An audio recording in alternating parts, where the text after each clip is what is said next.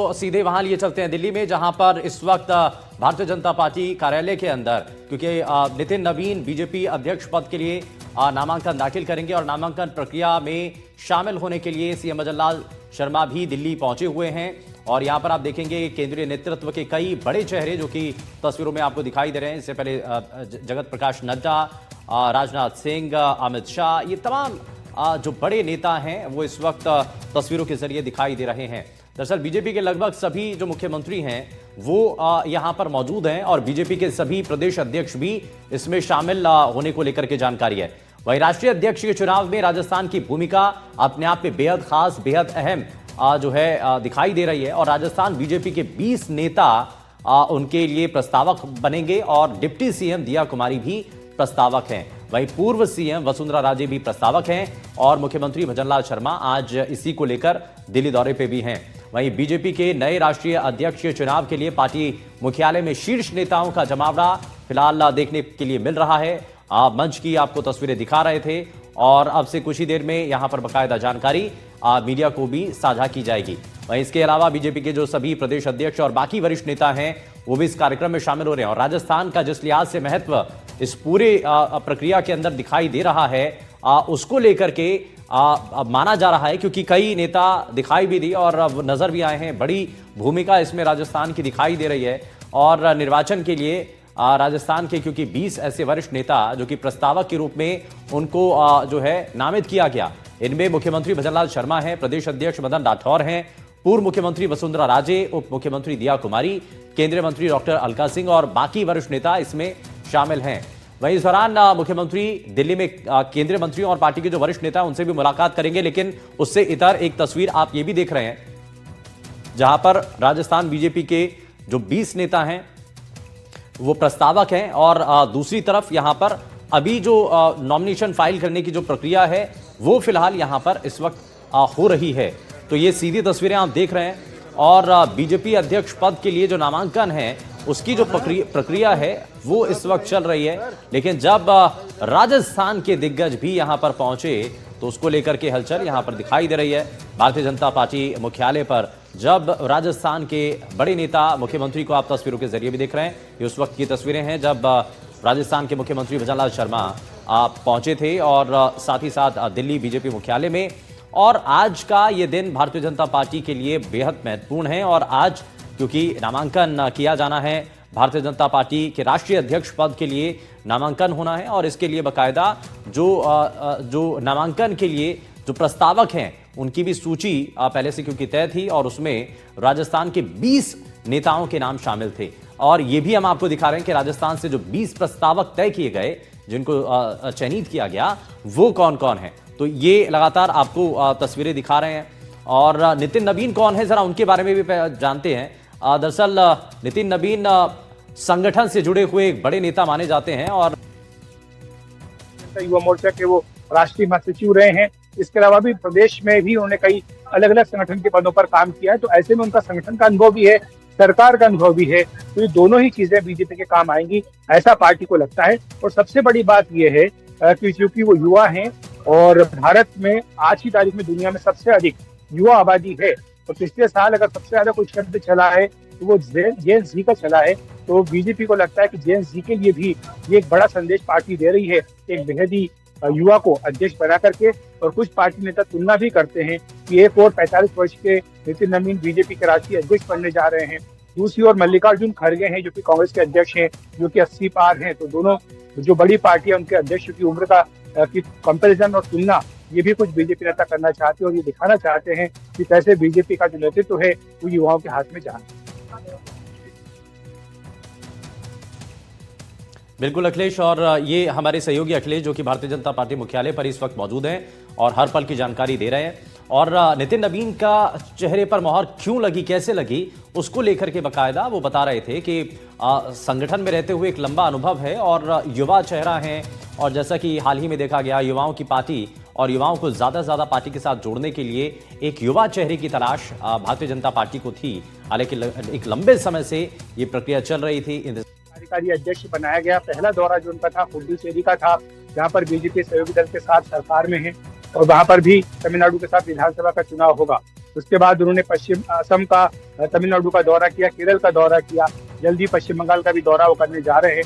तो ये बिल्कुल साफ दिखाई दिया। अब कल वो राष्ट्रीय अध्यक्ष बन जाएंगे, ताजपोशी उनकी हो जाएगी। परसों ही उन्होंने बैठक बुलाई है सारे प्रदेश अध्यक्षों की, संगठन के महासचिवों की। दिल्ली में एक बड़ी बैठक होने जा रही है जिसमें आने वाले समय के लिए क्या बीजेपी का एजेंडा रहेगा, इस पर चर्चा होगी। इसके साथ ही उनका जो संगठन है, वो भी जो टीम उनकी है, उसका बनने का काम भी शुरू हो चुका है। अगले 1-1.5 महीने में उनकी टीम भी बनकर सामने आ जाएगी। बताया जाए कि टीम में 55 वर्ष से कम उम्र के लोगों को तरजीह दी जाएगी, उन्हें ज्यादा महत्व दिया जाएगा। और साथ ही युवा और अनुभवी नेताओं का एक तरह का बैलेंस करने का प्रयास उनकी नई टीम में किया जाएगा। साथ ही अलग अलग राज्यों से जो युवा नेता हैं, उनको उनकी टीम में रखा जाएगा, ताकि जो युवा टर्म है उस पर ज्यादा जोर दिया जाए पार्टी की ओर से। ये संदेश बिल्कुल साफ तौर पर जाए। तो उनकी टीम का गठन हो, या फिर आप कहें कि जिस तरह से वो संगठन के लिए लगातार मजबूत करने के लिए प्रयास कर रहे हैं, इन सब बातों को देख करके लगता है कि नितिन नवीन अपने के मन में ये बात बिल्कुल स्पष्टता है कि उन्हें आगे क्या करना है। कुछ लोग कहते हैं कि जब उनसे उनकी बातचीत हुई नितिन नवीन की, तो उन्होंने इस बात को कहा कि वो 24 घंटे के पॉलिटिशियन है, यानी 24/7 पॉलिटिशियन वो है, वो पार्ट टाइम पॉलिटिशियन नहीं है। चाहे उनका इशारा राहुल गांधी की ओर टिप्पणी के जरिए रहा हो, लेकिन ये बात बिल्कुल स्पष्ट है कि वो एक मजे में राजनेता है, चाहे उम्र कम हो। और उनकी जो गंभीरता है संगठन के प्रति, वो अगले 3 वर्षों में काम में दिखाई देगी। और इसलिए ये बड़ा महत्वपूर्ण भी है, और इसलिए उनके नाम पर मोहर लगी, और क्या क्या चुनौतियां हैं, और इसी को पार पाने के लिए अलग अलग राज्यों में आने वाले समय के अंदर जिन राज्यों के अंदर चुनाव हैं, वहां का दौरा भी नितिन नवीन करने जा रहे हैं। और जैसा कि हमारे सहयोगी बता रहे थे कि अब से कुछ ही दिन में 1-2 दिन बाद ही एक बड़ी बैठक होने जा रही है, और उस बड़ी बैठक के अंदर तमाम राज्यों के जो भारतीय जनता पार्टी के प्रदेश अध्यक्ष हैं, उनको इसमें बुलाया गया है। यानी कि ये तय है कि संगठन को मजबूत करने के लिए और अपना कैडर पूरी तरीके से मजबूत करने के लिए पुरजोर तरीके से कोशिश नितिन नवीन की है, और नए सिरे से पार्टी को युवाओं के बीच में प्रेजेंट करना, और कैसे युवाओं को ज्यादा से ज्यादा पार्टी के साथ, संगठन के साथ जोड़ा जा सके, इसकी यहां पर एक जरूर कोशिश रहेगी। और इसके लिए जो है युवा चेहरे की जो तलाश थी वो पूरी होती हुई नजर आ रही है। और जैसे ही कार्यभार संभालेंगे संगठन का, तो उसमें उनके चेहरे के साथ उनका जो अनुभव इससे पहले तक रहा है, और साथ ही जो आगे का रोड मैप है, लगता है कि बहुत कुछ तय किया जा चुका है। आगे क्या करना है, कितने समय का रोड मैप है, वो सब आगे किस समय में क्या करना होगा, ये सब कुछ फिलहाल पहले से तय किया जा चुका है, ऐसा लगता है। और हमारे सहयोगी शशि मोहन हमारे साथ जुड़ गए हैं। शशि, नितिन नवीन भारतीय जनता पार्टी के अध्यक्ष पद को लेकर आज नामांकन, और सबसे महत्वपूर्ण ये कि राजस्थान की भूमिका इसमें बड़ी खास दिखाई दे रही है। राजस्थान से 20 प्रस्तावकों को इसमें रखा गया है। प्रस्तावक राजस्थान से होंगे सबसे ज्यादा संख्या में, तो इसका क्या मायने हैं, क्या महत्व है, और जरा इसके बारे में थोड़ा सा बताइए। देखिए, नितिन नवीन आज नामांकन दाखिल कर रहे हैं। बीजेपी के 12वें राष्ट्रीय अध्यक्ष होंगे व्यक्ति के रूप में अगर देखा जाए तो। हालांकि इस पद पर कई ऐसे चेहरे रहे जो एक से अधिक बार रहे। अमित शाह, नितिन गडकरी, लालकृष्ण आडवाणी ऐसे चेहरे हैं जो एक से अधिक बार रहे। राजनाथ सिंह भी यहाँ अध्यक्ष रहे, कुशाभाऊ ठाकरे, ऐसे महत्वपूर्ण लोगों ने, मुरली मनोहर जोशी जैसे लोगों ने इस पद को, इस दायित्व को संभाला है। जेपी नड्डा 3 बार अध्यक्ष रहे, और आप ये देखिए कि जेपी नड्डा के उत्तराधिकारी के रूप में बिहार के इस नौजवान को चुना गया है जो अपनी युवावस्था के दौर में है। और कोई बड़ा, अगर आप देखें जाति समाज की बात की जाए तो ऐसी किसी वर्ग से नहीं आते हैं कि जिसका बहुत बड़ा वोट बेस। कायस्थ समाज से आते हैं नितिन नवीन। पीडब्ल्यूडी मंत्री हैं बिहार सरकार में, इससे पहले विधायक रहे, लगातार 4 बार विधायक जीत करके आए, अब की बार भी जीत के आए तो मंत्री बने सरकार में। और जब नितिन नवीन को उनके राष्ट्रीय अध्यक्ष के लिए जिम्मेदारी की बात कही गई तो वो पार्टी के केंद्रीय नेतृत्व से लगातार संपर्क में थे। अब आप देखिए स्थिति कैसी होती है जब पार्टी ने उनको कहा कि आपको जिम्मेदारी दी जाएगी, महत्वपूर्ण जिम्मेदारी दी जाएगी, तो नितिन नवीन बिहार में पीडब्ल्यूडी मंत्री के रूप में काम कर रहे हैं। उनको लगा कि लंबे समय बाद मंत्री के रूप में काम करने का मौका मिला है तो काम अच्छा चल रहा है। लेकिन संगठन की तरफ से उनको कहा गया कि आपको और महत्वपूर्ण जिम्मेदारी दी जाएगी और संगठन में जिम्मेदारी दी जाएगी।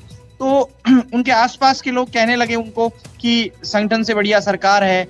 लेकिन नितिन नवीन ने कहा कि जो संगठन फैसला लेगा उस फैसले में उनकी सहमति होगी, चाहे संगठन में रखा जाए चाहे सरकार में रखा जाए, करना पार्टी के लिए ही काम है।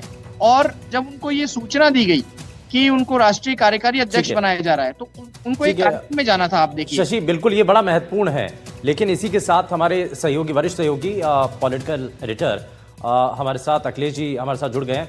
अखिलेश जी, इस वक्त भारतीय जनता पार्टी मुख्यालय पर इस वक्त आप हैं, तस्वीरें भी सामने आ रही हैं, लेकिन एक लंबे इंतजार के बाद जिस पल का इंतजार था कि भारतीय जनता पार्टी अध्यक्ष पद को लेकर के नामांकन की जो प्रक्रिया है और इसमें राजस्थान के 20 प्रस्तावकों को शामिल करना, ये राजस्थान के लिए भी अलग अनुभव है। क्या इससे जुड़ी और जानकारियां हैं? देखिए, ये प्रक्रिया जो है करीब 2 घंटे तक चलेगी। प्रक्रिया शुरू हो चुकी है और बीजेपी के संगठन के हिसाब से 37 राज्य हैं। इनमें से 37 में से 32 राज्यों के संगठन के चुनाव हो चुके हैं, तो वो पात्र हैं नामांकन के लिए, क्योंकि उनकी ओर से राष्ट्रीय परिषद के भी 10 सदस्य चुने गए हैं और साथ ही राज्य परिषद के सदस्य भी चुने गए हैं। तो 10 राष्ट्रीय परिषद और 10 राज्य परिषद, यानी कुल हर राज्य से कुल 20 जो नेता हैं उनके दस्तखत करवाए गए नामांकन पत्र के ऊपर। राजस्थान का आपने जिक्र किया है, मुख्यमंत्री भजनलाल शर्मा, साथ ही मदन दिलावर और जो वरिष्ठ मंत्री हैं, संगठन के नेता हैं, उनको इसमें जगह दी गई है। पूर्व मुख्यमंत्री वसुंधरा राजे सिंधिया का भी नाम है जिन्होंने इस पर दस्तखत किए हैं। तो इस तरह से कुल मिलाकर के 20 नेताओं के दस्तखत करवाए गए हैं राजस्थान की ओर से नामांकन पत्र पर। तो इन तमाम जो 32 राज्य हैं, इनके एक एक करके नेता जा रहे हैं मुख्य चुनाव अधिकारी के लक्ष्मण के सामने और उन्हें नामांकन पत्र देंगे अपने अपने राज्यों की ओर से नितिन नवीन के पक्ष में।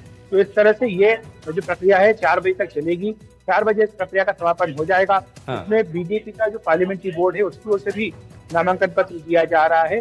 5 बजे तक स्क्रूटनी की जाएगी, उसके बाद नामांकन वापस लेने का समय होगा 6 बजे तक। उसके बाद ये स्पष्ट हो जाएगा कि नितिन नवीन ही बीजेपी के नए राष्ट्रीय अध्यक्ष होंगे। लेकिन कल सुबह 11:30 बजे औपचारिक घोषणा की जाएगी प्रधानमंत्री नरेंद्र मोदी की मौजूदगी में, और साथ ही तब जो है वो उनकी ताजपोशी होगी और वो अपना कार्यभार संभालेंगे। अच्छा, आगे आने वाले समय के लिए क्या चुनौतियां होंगी? अब चुनाव भी आने वाले हैं, तो ऐसे में बतौर भारतीय जनता पार्टी के राष्ट्रीय अध्यक्ष की भूमिका उनके लिए बहुत महत्वपूर्ण होगी और ये चुनाव उनके लिए अग्नि परीक्षा के तौर पर होंगे।